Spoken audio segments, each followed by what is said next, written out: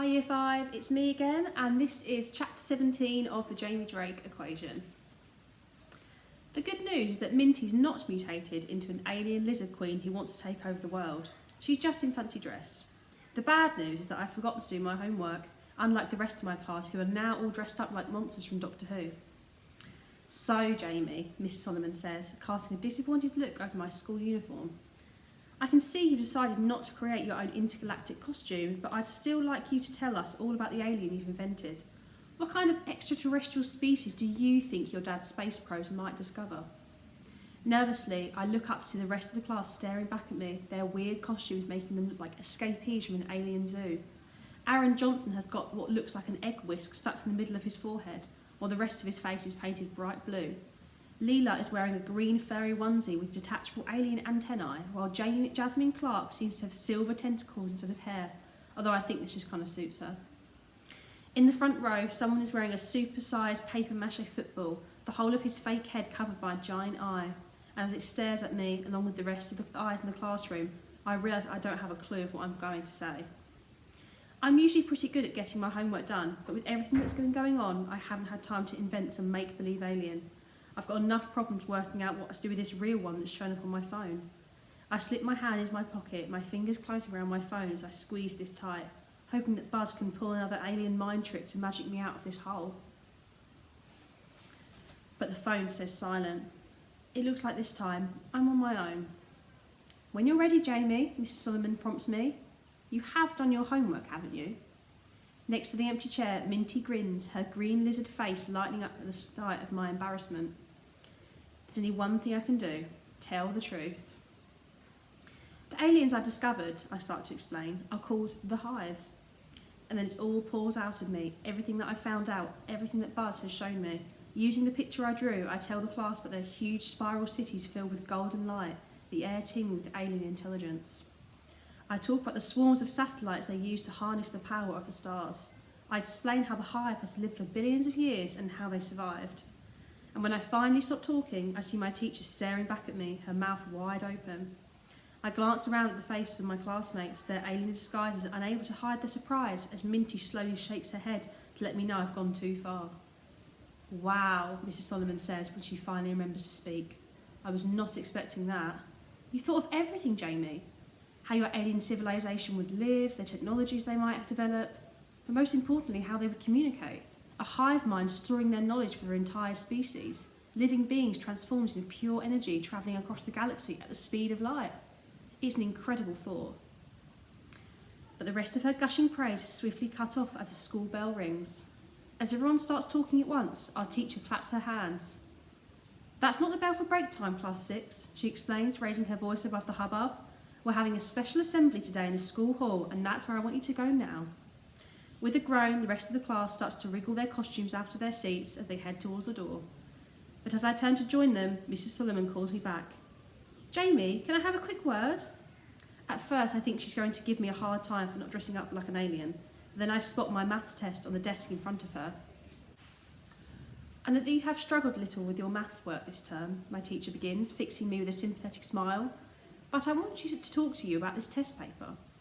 I'm sorry I tried to use my calculator, I said quickly, thinking that Mrs. Solomon is going to mark me down for cheating or something. Mrs. Solomon shakes her head. It's not that, Jamie. It's your answer to the last question that I wanted to talk to you about. She turns over my test paper to reveal the scribbled letters, symbols and numbers that cover the page. You see, most of the class stuck to inventing simple linear equations, but you seem to get a little carried away. I looked down at the scrawled equation. I don't even remember writing this. I was just messing about, miss. That's what I thought, Mrs. Solomon replies, but I've had a friend staying with me this week who works as a professor of particle physics at Lancaster University. She's currently running a project at the DeepMind lab over in Clackthorpe. My friend happened to spot your test paper and said that your equation looked a lot like the standard model. What's that, I ask, starting to feel confused. I don't know how my scruffy scribble can look anything like a model equation.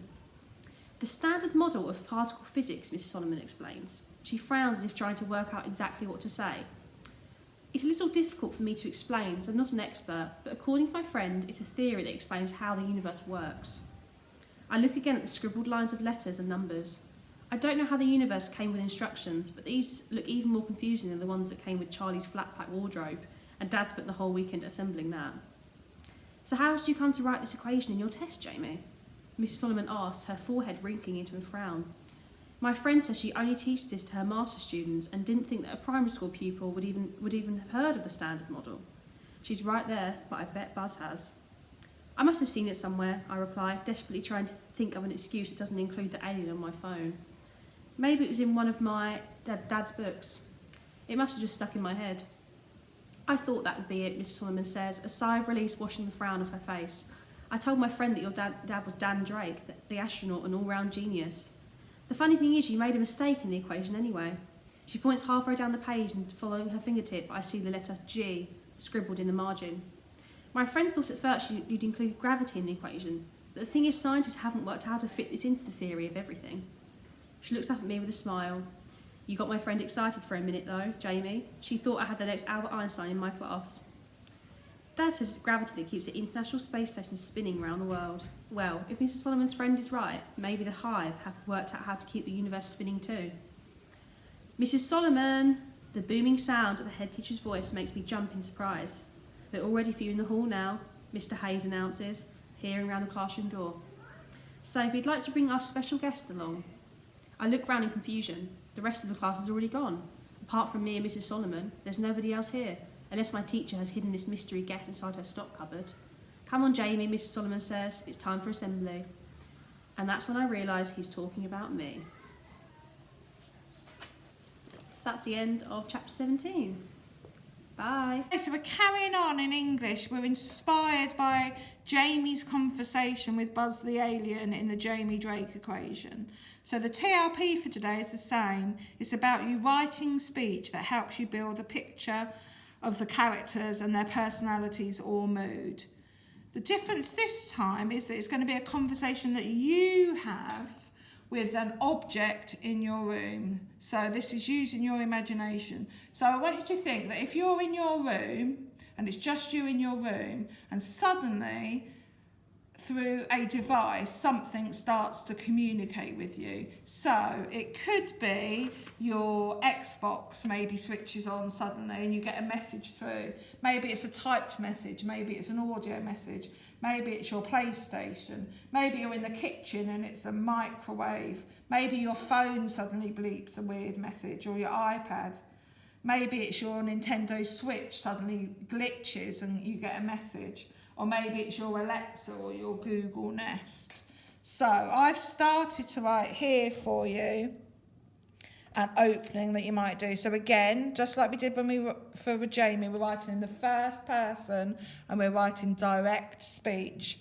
So the things still apply from yesterday. When we start a new paragraph, when the speaker changes, we only put in the speech marks what is actually said. We put our punctuation inside the speech marks. We indent our first line of speech and we don't overuse the word said. So I've started off here, are you listening? Now I haven't put who's saying that because at the moment, at this point in the story, I don't know. Are you listening? I turn round and stare at the TV, but it's off. I look around the room, but it's just me.